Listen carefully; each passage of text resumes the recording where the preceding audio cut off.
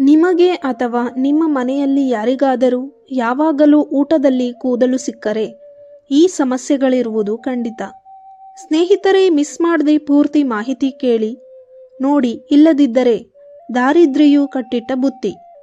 ಕೆಲವೊಮ್ಮೆ ಅಶುಚಿತ್ವದ ಕಾರಣದಿಂದಾಗಿ ನಮಗೆ ಆಹಾರದಲ್ಲಿ ಕೂದಲುಗಳು ಸಿಗುತ್ತವೆ. ಆದರೆ ಇಂತಹ ಘಟನೆ ಎಂದರೆ ಪದೇ ಪದೇ ಊಟದಲ್ಲಿ ಅಥವಾ ಆಹಾರದಲ್ಲಿ ಕೂದಲು ಸಿಗುತ್ತಿದ್ದರೆ ಅದನ್ನು ಶುಭವೆಂದು ಪರಿಗಣಿಸಲು ಸಾಧ್ಯವಿಲ್ಲ. ಪದೇ ಪದೇ ಆಹಾರದಲ್ಲಿ ಕೂದಲು ಸಿಗುತ್ತಿದ್ದರೆ ಅದು ಯಾವುದರ ಸಂಕೇತ, ಅದು ಒಳ್ಳೆಯದಾ ಅಥವಾ ಕೆಟ್ಟದ್ದಾ ಎಂದು ಹಾಗೂ ಇದಕ್ಕೆ ಪರಿಹಾರವೇನು ಎಂಬುದರ ಬಗ್ಗೆ ಪೂರ್ತಿ ಮಾಹಿತಿ ತಿಳಿಯೋಣ ಬನ್ನಿ. ಪೂರ್ತಿ ಮಾಹಿತಿ ತಿಳಿಯುವ ಮೊದಲು ಲಕ್ಷ್ಮೀ ದೇವಿಯ ಆಶೀರ್ವಾದವು ನಿಮ್ಮ ಮೇಲೆ ಇರಬೇಕೆಂದು ನೀವು ಬಯಸಿದರೆ ಈ ವಿಡಿಯೋವನ್ನು ಲೈಕ್ ಮಾಡಿ ಮತ್ತು ನಮ್ಮ ಸುಪ್ರೀಂ ಸ್ಟೋರೀಸ್ ಯೂಟ್ಯೂಬ್ ಚಾನಲ್ ಅನ್ನು ಸಬ್ಸ್ಕ್ರೈಬ್ ಮಾಡಿ. ಕಾಮೆಂಟ್ ಬಾಕ್ಸ್ನಲ್ಲಿ ಓಂ ಶ್ರೀ ಲಕ್ಷ್ಮೀ ನಾರಾಯಣಾಯ ನಮಃ ಎಂದು ಬರೆಯಿರಿ. ಅಸ್ತು ದೇವತೆಗಳು ತಥಾಸ್ತು ಎನ್ನುತ್ತಾರೆ. ಕೆಲವೊಂದು ಘಟನೆಗಳು ಆಗಿರಬಹುದು ಅಥವಾ ಸನ್ನಿವೇಶಗಳು ಆಗಿರಬಹುದು, ಪದೇ ಪದೇ ನಮ್ಮ ಜೀವನದಲ್ಲಿ ಸಂಭವಿಸುತ್ತಾ ಇರುತ್ತದೆ. ಅಂತಹ ಸಂದರ್ಭದಲ್ಲಿ ನಾವು ಅದನ್ನು ನಿರ್ಲಕ್ಷಿಸುತ್ತೇವೆ. ಇಂತಹ ಎಲ್ಲ ಘಟನೆಗಳನ್ನು ನಾವು ಅಲ್ಲಗೆಳೆಯುವುದು ಒಳ್ಳೆಯದಲ್ಲ. ಅಂತಹ ಅಶುಭ ಘಟನೆಗಳಲ್ಲಿ ಆಹಾರದಲ್ಲಿ ಪದೇ ಪದೇ ನಮಗೆ ಕೂದಲು ಸಿಗುವುದು ಕೂಡ ಒಂದಾಗಿದೆ. ನಾವು ಊಟ ಮಾಡುವಾಗ ಪದೇ ಪದೇ ನಮಗೆ ಕೂದಲುಗಳು ಸಿಗುತ್ತಿದ್ದರೆ ಅದು ಪಿತೃಗಳು ನಮ್ಮ ಮೇಲೆ ಕೋಪಿಸಿಕೊಂಡಿದ್ದಾರೆ ಎಂಬುದರ ಸೂಚನೆಯಾಗಿರಬಹುದು ಅಥವಾ ಇನ್ನಿತರ ಘಟನೆಗಳ ಸೂಚನೆಯಾಗಿರಬಹುದು. ಪದೇ ಪದೇ ಆಹಾರದಲ್ಲಿ ಕೂದಲು ಸಿಗುವುದನ್ನು ಶುಭ ಸಂಕೇತವೆಂದು ಪರಿಗಣಿಸಲಾಗಿದೆ. ಊಟ ಮಾಡುವಾಗ ಯಾವಾಗಲೂ ನಿಮಗೆ ಕೂದಲು ಸಿಗುತ್ತಿದ್ದರೆ ಅದು ಯಾವುದರ ಸಂಕೇತ ಮತ್ತು ಈ ಸಮಸ್ಯೆಗೆ ಪರಿಹಾರವೇನು ಎಂಬುದನ್ನು ತಿಳಿದುಕೊಳ್ಳೋಣ ಬನ್ನಿ. ಇದು ಅಶುಭ ಸೂಚನೆ.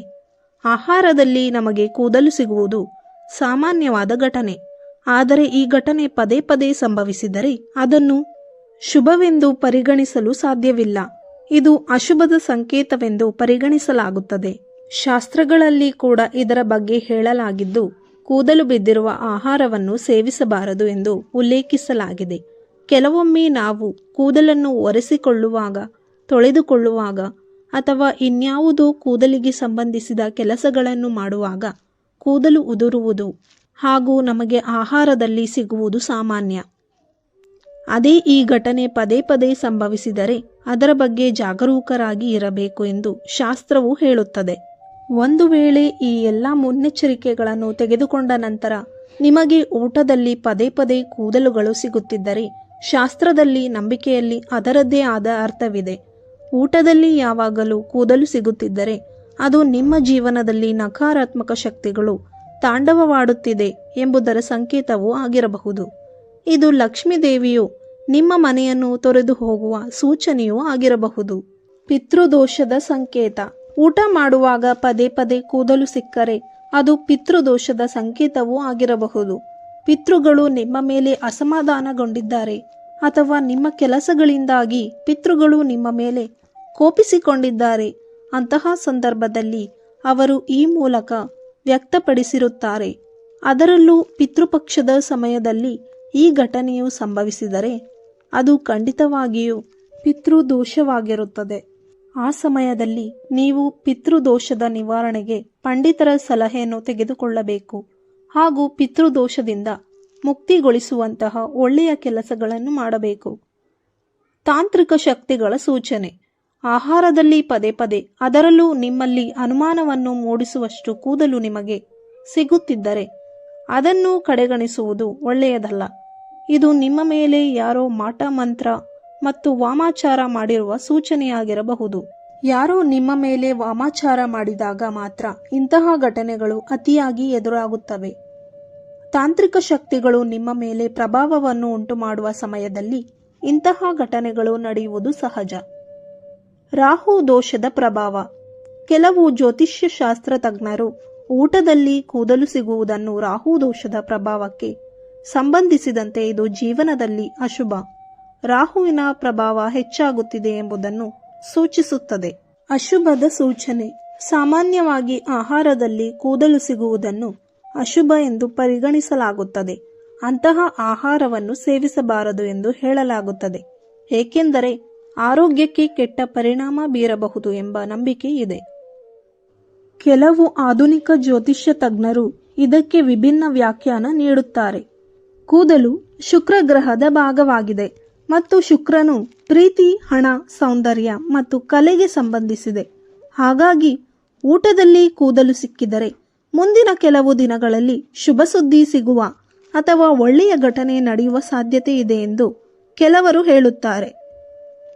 ಆದರೆ ಇದು ಸಾಮಾನ್ಯ ನಂಬಿಕೆಗಿಂತ ಭಿನ್ನವಾದ ವ್ಯಾಖ್ಯಾನವಾಗಿದೆ. ಪದೇ ಪದೇ ಆಹಾರದಲ್ಲಿ ಕೂದಲು ಸಿಕ್ಕರೆ ಏನು ಮಾಡಬೇಕು? ಅಡುಗೆ ಮನೆಯಲ್ಲಿ ಅನ್ನಪೂರ್ಣೇಶ್ವರಿ ದೇವಿಯ ಫೋಟೋವನ್ನು ಅಥವಾ ಚಿತ್ರವನ್ನು ಹಾಕಿ. ಅಡುಗೆ ಮನೆಯಲ್ಲಿ ಆಹಾರ ತಯಾರಿಸುವ ಮೊದಲು ಗಂಗಾಜಲವನ್ನು ಸಿಂಪಡಿಸಿ, ನಂತರ ಆಹಾರವನ್ನು ತಯಾರಿಸಿ. ಇಂತಹ ಘಟನೆಗಳು ಕೆಲವೊಮ್ಮೆ ರಾಹು ಕೇತು ದೋಷವನ್ನು ಸೂಚಿಸುತ್ತದೆ. ಹಾಗಾಗಿ ಶನಿವಾರದ ದಿನದಂದು ಕಪ್ಪು ಬಣ್ಣದ ನಾಯಿಗಳಿಗೆ ತಿನ್ನಲು ರೊಟ್ಟಿಯನ್ನು ನೀಡಿ. ಅಡುಗೆ ಮನೆಯಲ್ಲಿ ಒಂದು ಇಡೀ ನಿಂಬೆಹಣ್ಣನ್ನು ಇರಿಸಿ.